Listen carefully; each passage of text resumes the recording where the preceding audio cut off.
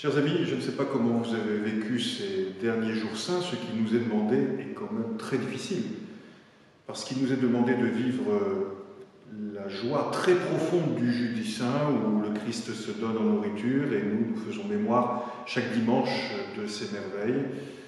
Vous ferez cela en mémoire de moi. Et puis de vivre quasi désespoir, en tout cas la grande tristesse du Vendredi Saint, l'attente espérante du Samedi Saint, et puis voilà, l'exultation, la veillée de Pâques. Comme pour le Vendredi Saint, j'aimerais vous donner quelques mots-clés pour que peut-être cela puisse nourrir votre méditation tout au long de cette journée, puis du dimanche de Pâques et des prochains jours. Premier mot, c'est la nuit. Veillée pascale, vigile pascale, c'est la nuit. Revoir toutes les nuits que nous avons dans la Bible. C'est la nuit du péché avec les ténèbres, c'est la nuit de Noël, un sauveur qui naît parmi nous, qui est né pour nous, la nuit du Vendredi Saint, et puis cette nuit lumineuse de Pâques. Nos nuits, alors, nous en vivons, des nuits d'angoisse, des nuits de ténèbres, des nuits d'épreuves. Mais le Christ est là, lumière du monde, qui veut venir illuminer toutes ces nuits. Le deuxième mot, c'est le vivant. Il l'avait promis. Lui, il a dit « Je suis la vie ».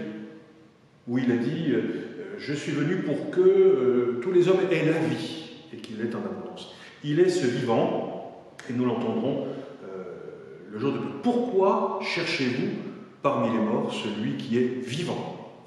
Et nous sommes, nous, appelés à être des vivants. Nous sommes des êtres libres, ressuscités avec le Christ, et nous sommes des êtres debout. Appelés vraiment à vivre, mais avec un V majuscule, non pas à vivoter. Pour cela, nous sommes invités, et c'est le troisième mot, à un renouvellement. Il y a quelque chose d'une nouveauté permanente dans ce mystère de la résurrection. Toi qui as fait merveille en créant l'homme, c'est ce que dit une des prières, et plus grande merveille encore, en le rachetant, en lui redonnant la vie. La merveille, quelle est-elle? Eh bien, celui qui est abattu, il est relevé. Celui qui était mort est vivant. Et puis, dernier mot, la joie de Pâques.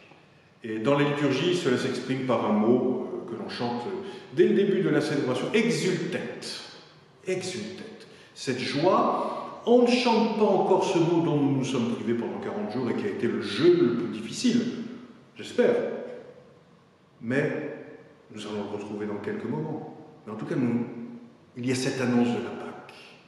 Et nous revoyons, déjà dans ce chant de l'exultet, et puis ensuite dans toute la liturgie de la parole, nous voyons les merveilles de Dieu.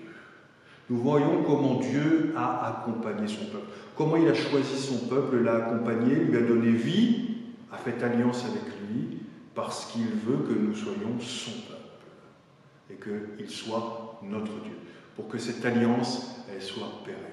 Malgré nos fautes, malgré notre péché, malgré nos plantages, il est là, il veut faire alliance avec nous. Alors la liturgie est très belle de cette veillée pascale. Veiller. Veiller, ça veut dire prendre le temps. Le fait que vous ne viviez pas dans une communauté cette vigile pascale, c'est une souffrance pour beaucoup. Mais là encore, ce peut être l'occasion de redécouvrir. J'avoue que lorsque j'étais curé anciennement, autrefois, il y a 9 lectures proposées, on prenait ces 9 lectures. Et je voyais des fidèles, certainement très très gentils, qui au bout d'une heure, 1h05, se levaient et partaient. Ils avaient eu leur heure de messe. Là, il s'agit d'une veille. C'est quand même la nuit de notre vie.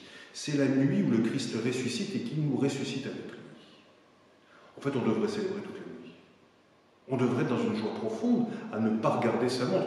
Sa montre, on la regarde quand on s'ennuie, en fait, et quand on attend que ça se termine. Et donc, il faut que nous retrouvions ce goût de la fête.